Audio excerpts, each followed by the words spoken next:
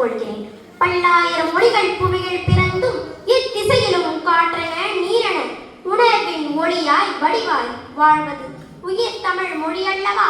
5 இலக்கணமோ அறநூல்களோ இணைந்து பெற்ற மொழி தமிழே.